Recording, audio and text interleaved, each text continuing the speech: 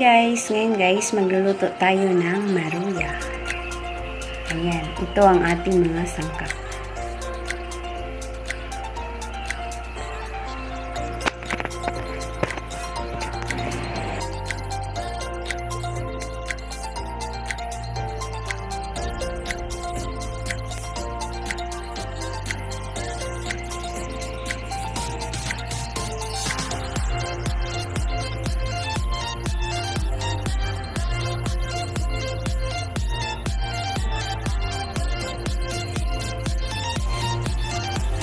Ngayon guys, ipagsama-sama lang natin ang ating mga dry ingredients.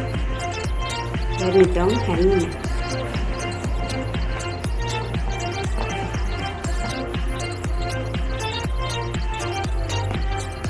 Three cups of harina. Tapos, 1 teaspoon of baking powder.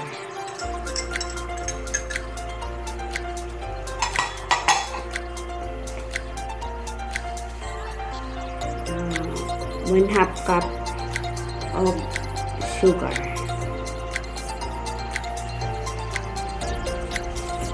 Kunti lang yung nilalagay kong sugar guys, para lang may lasa ng kunti yung saging. Para matamis na siya. Pero lalagyan pa rin natin siya ng sugar mamaya pag naluto na. Pag halo-halo na natin ang dry ingredients, ilagay naman natin ang ating itlog. So, i-mix muna natin.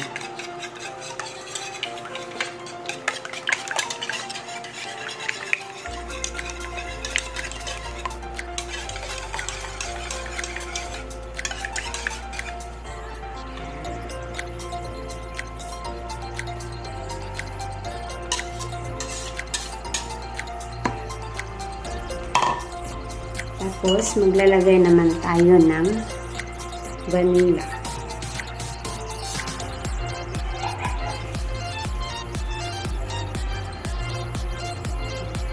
Itong isang pakit.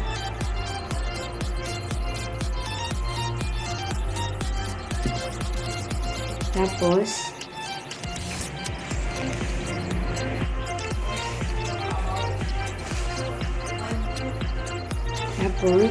mix lang natin.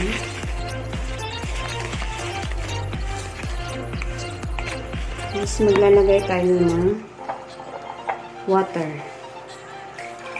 Pwede rin kayong gumamit ng gatas guys. Yung evaporated milk, pwede po rin.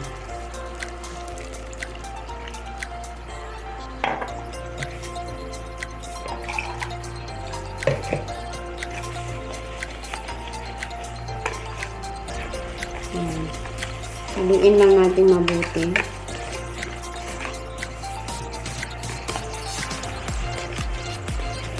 Depende po sa inyo kung ano yung gusto nyo. Nalagyan nyo ng gatas. Sa akin, hindi na. Tubig na lang. Kasi may sugar naman. Tsaka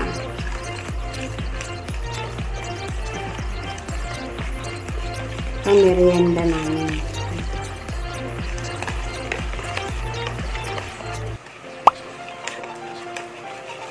At pwede rin itong ibenta guys. Ang gagawin ko nito, ibenta ko rin ito sa aking kaibigan dito. Ayan. Ayan guys, so, umaano na siya. Malapot na. Kung sa tingin nyo guys na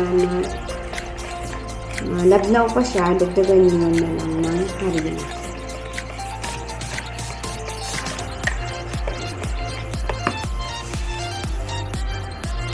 So guys, magdagdag ako ng harina kasi medyo marami-rami itong nilutuin ko.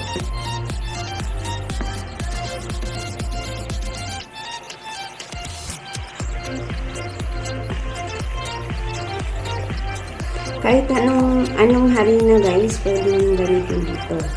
Pwede all-purpose flour, first class, third class, cake flour, pwede rin.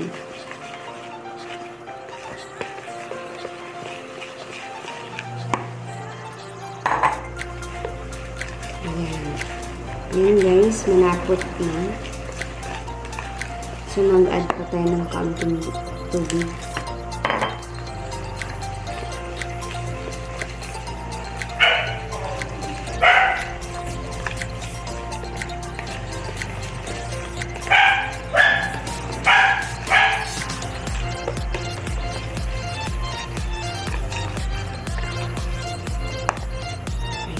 Pwede na to guys.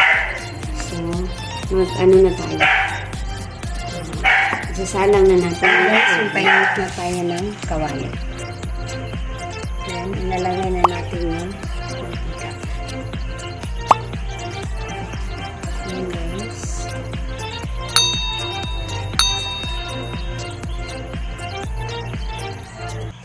Hintayin lang natin uminit yung mantika.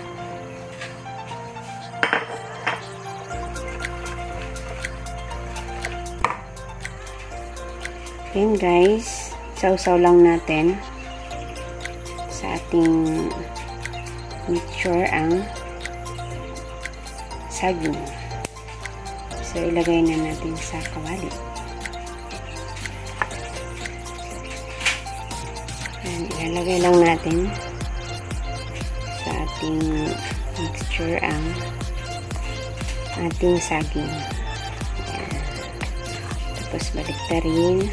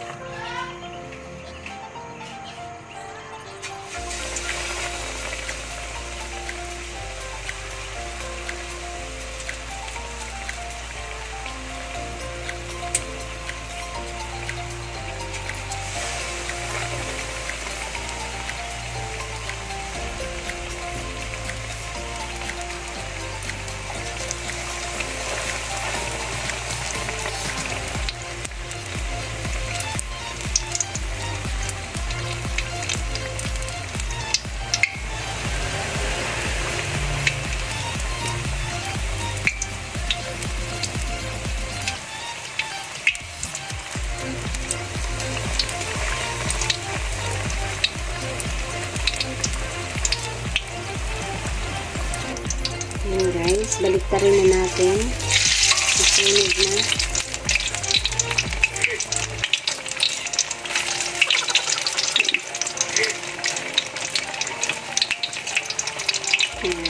Nalakasan ko pala ng apoy. Pwede pa yan.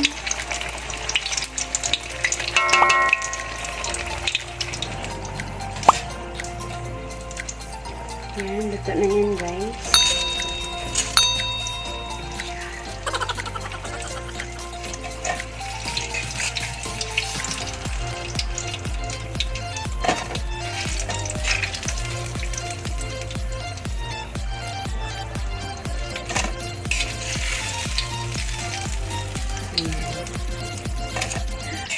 Nasunog yun.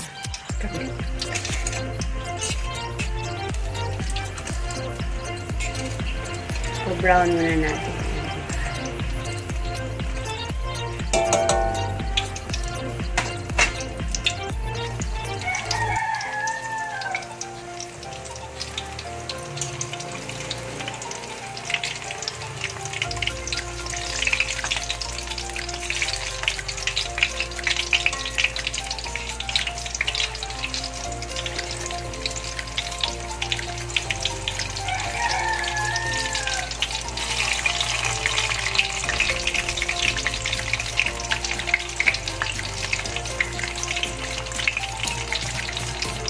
Ngayon guys, maglalagay tayo ng margarine.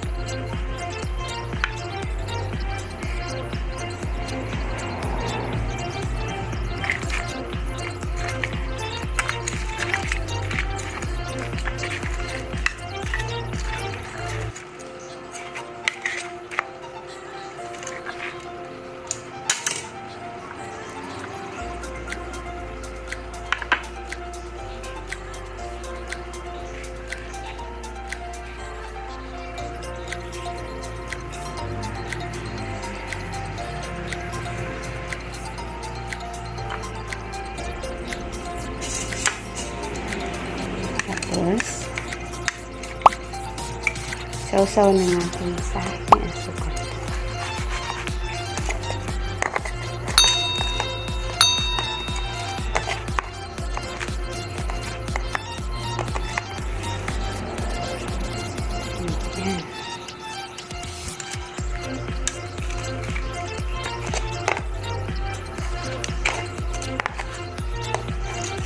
Ayan. Ulit-ulitin lang natin guys pagsawsaw. Ayan na po ang ating maruya.